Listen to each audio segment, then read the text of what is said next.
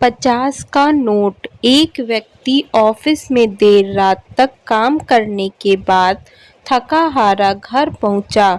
दरवाजा खोलते ही उसने देखा कि उसका 5 वर्षीय बेटा सोने की बजाय उसका इंतजार कर रहा है।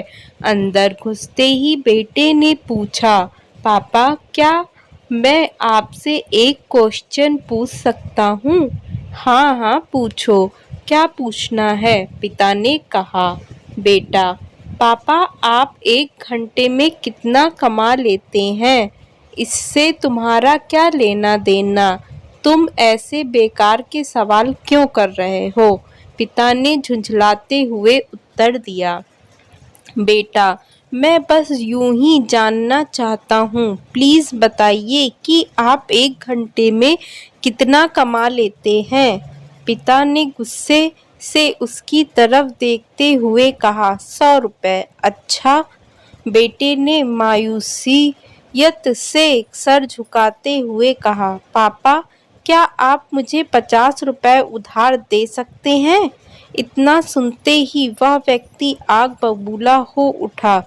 तो तुम इसलिए ये फालतू का सवाल कर रहे थे ताकि मुझसे पैसे लेकर तुम कोई बेकार का खिलौना या उटपटांग चीजें खरीद सको। चुपचाप अपने कमरे में जाओ और सो जाओ। सोचो तुम कितने सेल्फिश हो। मैं दिन रात मेहनत करके पैसे कमाता हूँ और तुम उसे बेकार की चीजों में बर्बाद करना चाहते हो। यह सुन बेटी की आंखों में आंसू आ गए और वह अपने कमरे में चला गया। व्यक्ति अभी भी गुस्से में था और सोच रहा था कि आखिर उसके बेटे की ऐसा करने की हिम्मत कैसे हुई। पर एक आधा घंटा बीतने के बाद वह थोड़ा शांत हुआ और सोचने लगा कि हो सकता है कि उसके बेटे ने सच में किसी जरूरी काम के लिए पैसे मांगे हों, क्योंकि आज से पहले उसने कभी इस तरह से पैसे नहीं मांगे थे। फिर वह उठकर बेटे के कमरे में गया और बोला, क्या तुम सो रहे हो? नहीं, जवाब आया। मैं सोच रहा था कि शायद मैंने बेकार में ही तुम्हें डांट दिया। दरअसल दिन भर के काम से मैं बहुत थक गया था। व्यक्ति ने कहा, आई एम सॉरी। ये लो अपने 50 रुपए। ऐसा कहते हुए उसने अपने बेटे के हाथ में 50 का नोट रख दिया।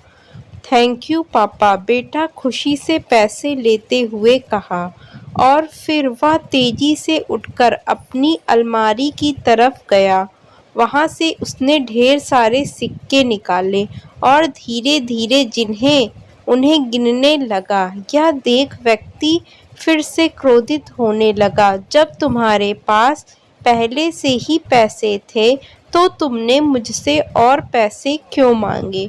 क्योंकि मेरे पास पैसे कम थे, अब पूरे हैं, बेटे ने कहा। पापा, अब मेरे पास 100 रुपए हैं। क्या मैं आपका 1 घंटा खरीद सकता हूँ?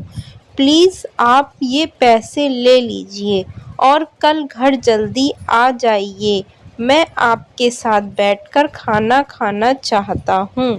दोस्तों, इस तेज रफ्तार जीवन में हम कई बार खुद को इतना बिजी कर लेते हैं कि उन लोगों के लिए ही समय नहीं निकाल पाते जो हमारे जीवन में सबसे ज़्यादा इम्पोर्टेंट रखते हैं।